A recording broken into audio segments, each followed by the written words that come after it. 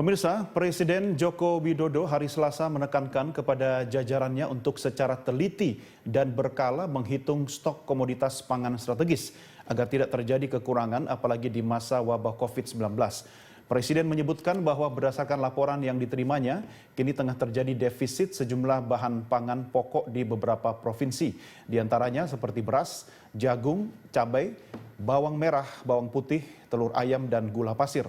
Lantas langkah-langkah apa yang akan diambil oleh pemerintah untuk mengatasi defisit sejumlah bahan pokok di beberapa daerah ini agar tidak terjadi lonjakan harga di tengah situasi sulit pandemi COVID-19.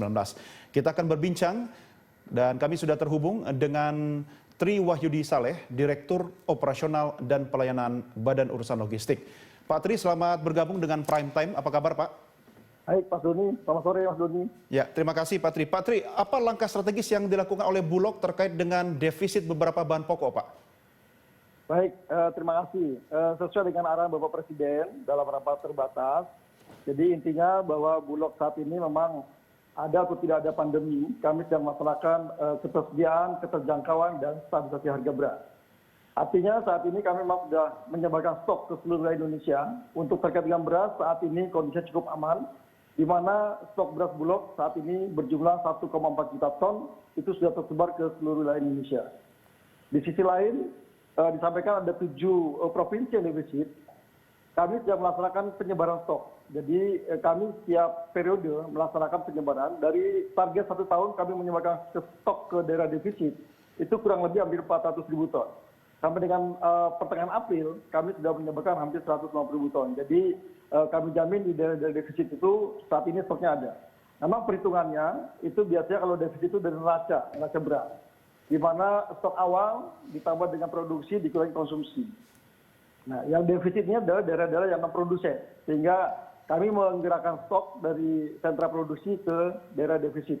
Saat ini kami sedang menyebarkan hampir 40.000 ton ke daerah-daerah defisit. Tidak hanya yang 7, tapi daerah-daerah yang memang kami hitung dari sisi kebutuhan masih diperlukan tambahan pasokan. Sehingga kami sudah melaksanakan penyebaran stok dari sisi movement nasional. Ya, Pak Tri, ini kabar positif. Tetapi apakah Bulog bisa menjamin terkait distribusinya, Pak, khususnya ke daerah-daerah yang tadi atau sempat dikatakan sebagai daerah yang berpeluang mengalami defisit bahan pokok, Pak? Baik, kami yakinkan dan kami jamin bahwa distribusi dan penyebaran stok itu nggak ada persoalan. Di mana dalam hal distribusi kami terus berkoordinasi dengan Satgas Pangan Mabes Polri, kami koordinasi juga dengan otoritas pelabuhan, kami koordinasi dengan ASDP di daerah-daerah penyeberangan, dan kami melaksanakan itu periode per 3 bulan lama. Jadi kami punya perkiraan stok itu 3 bulan, sepertiga bagian ada dalam gudang, kemudian sepertiga bagian ada dalam perjalanan di laut atau di darat, kemudian sepertiga lagi sedang kita siapkan untuk berangkat. Jadi periode 3 bulan ini nggak ada persoalan, sehingga kami yakin dan jamin bahwa stok ini saat ini sudah menyebar ke seluruh gudang-gudang yang ada di seluruh Indonesia. Ya, Pak Tri, kita harapkan demikian. Tapi seandainya, Pak, nanti kemudian terjadi kelangkaan di tengah jalan nih, Pak, ya, apakah selama bulan suci Ramadan atau selama masa pandemi Corona ini, apa langkah atau rencana aksi, rencana cadangan yang bisa dilakukan oleh Bulog, Pak?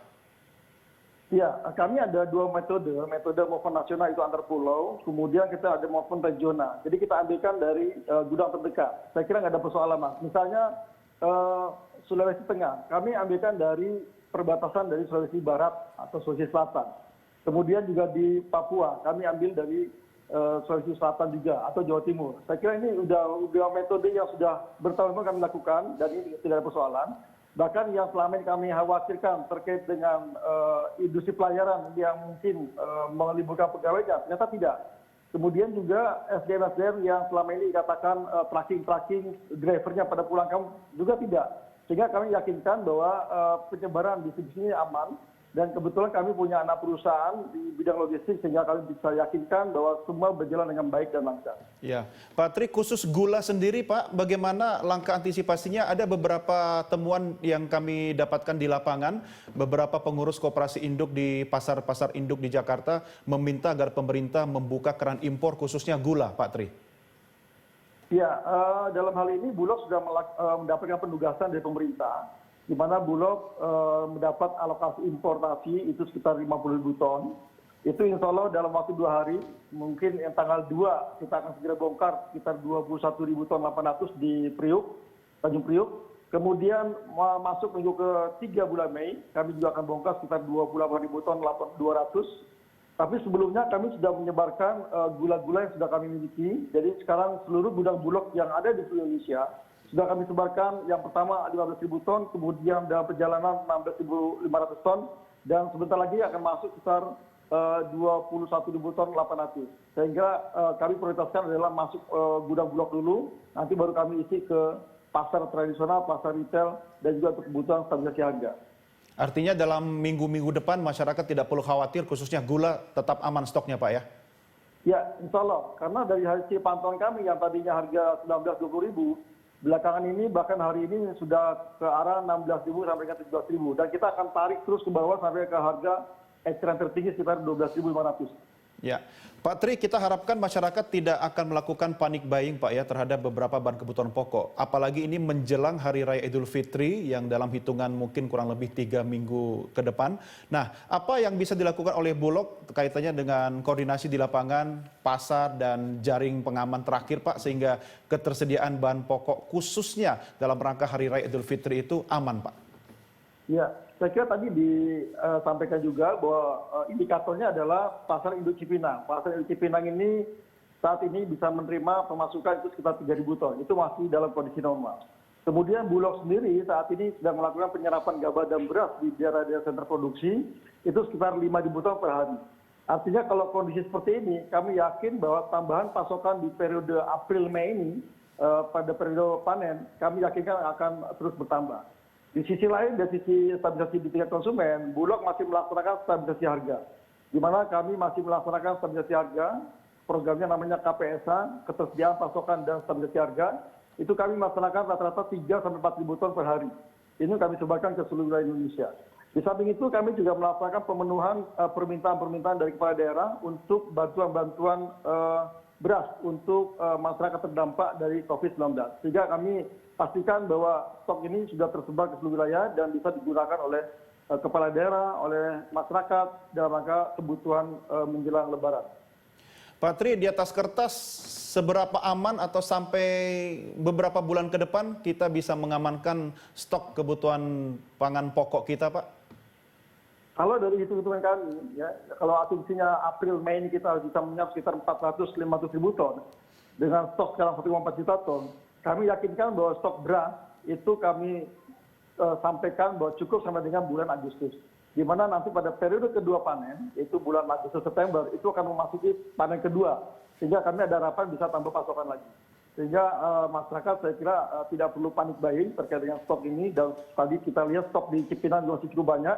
Stok di kami sudah menyebar kemana-mana dan kami juga sudah tambah pasokan khusus ke daerah-daerah yang disampaikan Pak Presiden tadi defisit.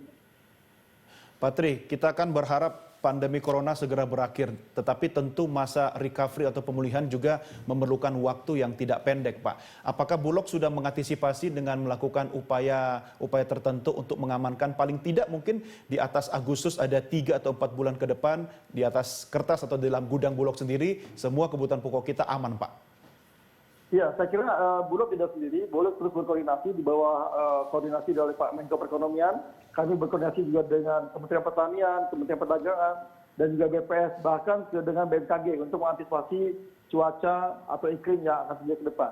Saya kira langkah-langkah ini kami juga maksimalkan, bahkan Bapak Menteri BUMN juga sudah menugaskan beberapa BUMN pangan untuk membantu menyerap gabah dan beras dari petani, juga akan memanfaatkan lahan-lahan yang dimiliki oleh perhutani, oleh badan usaha milik negara di bidang pangan. Ini untuk dimanfaatkan untuk penanaman periode kedua nanti. Saya kira ini langkah yang cukup baik dari pemerintah untuk memaksimalkan upaya-upaya yang akan kita laksanakan terkait dengan ketersediaan pangan. Batas waktunya kapan itu, Pak? Saya kira kalau untuk yang panen kedua, saya kira setelah panen ini selesai, April Mei selesai, dengan cuaca yang cukup baik, ini bisa langsung melakukan pengolahan tanah, bisa lanjut ke tanaman kedua. Sehingga mudah-mudahan nanti di bulan September, Oktober, itu ada harapan kita bisa panen lagi di periode kedua. Oke, Pak Tri, selain gula, apakah pemerintah akan membuka keran impor untuk kebutuhan pokok yang lain, Pak? Ya, untuk kebutuhan protein ya, jadi memang Bulog sudah mendapatkan penugasan untuk importasi daging dari India dan kami sudah melaksanakan pengadaannya. Hanya saja memang saat ini di India masih lockdown. Insya Allah informasi yang kami dapat antara tanggal 3 sampai tanggal 5 itu sudah bisa dibuka dan kami sudah berkoordinasi terus dengan pihak supplier di sana, bahkan dibantu oleh kedutaan besar di India. Mudah-mudahan dalam waktu dekat komoditi yang sudah kami pesan ini bisa segera masuk. Mudah-mudahan sebelum hari raya sudah bisa tambah pasokan di Indonesia. Berapa lama Pak Tri prediksi Anda importasi barang-barang atau bahan-bahan baku tersebut akan terus kita lakukan sampai akhirnya kita bisa memenuhi kebutuhan pokok dalam negeri sendiri, Pak? Ya, hitung-hitung kami mudah-mudahan minggu ketiga itu sudah masuk semua ke Indonesia, sehingga kita yakinkan dan kami terus berkoordinasi dan tidak hanya Bulog, ada BUMN lain yang memang mendapat penugasan, sehingga kami terus berkoordinasi supaya bisa masuk segera sebelum hari raya. Baik, Pak Tri, terkait dengan keamanan distribusi di lapangan, apa yang sudah dilakukan oleh Bulog melakukan koordinasi dengan pihak-pihak terkait, Pak? Ya, yang seperti awal saya sampaikan bahwa dalam hal distribusi ini kami selalu hari per hari bahkan jam per jam kami koordinasi terus dengan Satgas Pangan Mabes Polri, kemudian Satgas Pangan Mabes Polri koordinasi dengan Polda di masing-masing wilayah itu untuk memantau kelancaran distribusi. Setiap ada persoalan di lapangan kami langsung koordinasi dan itu langsung dicarikan solusinya dan alhamdulillah selama ini kita tidak ada kendala dan bahkan juga dari sisi kecepatan bongkar muat itu di pelabuhan muat di Tanjung Priuk, Tanjung Perak, kemudian di Nusa Tenggara Barat itu kami berkoordinasi dengan Pelindo. Demikian juga di pelabuhan-pelabuhan penerima sehingga mudah-mudahan ini antara pengirim dengan penerima semuanya berkoordinasi dengan baik dan kami selalu monitor by tracking. Jadi posisi kapal ada di mana kami koordinasi. Bahkan antara Jambi dengan Lampung itu ditelantasnya mengawal distribusi antar wilayah. Saya kira ini cukup baik sehingga kami dijamin oleh pemerintah bahkan oleh kepolisian untuk pengamanan distribusi. Pak Tri, apakah ada daerah-daerah tertentu yang menurut Anda atau Bulog harus melakukan operasi pasar, Pak? Khususnya misalnya untuk komoditas gula ini, Pak. Ya, saya kira kalau untuk ini tidak hanya beberapa provinsi, tapi kami sudah tugaskan ke seluruh jajaran Bulog terkait dengan stabilisasi harga. Kami sudah perintahkan untuk melaksanakan operasi pasar gula, di mana kami menjual dengan harga sesuai dengan HEC itu 12.500.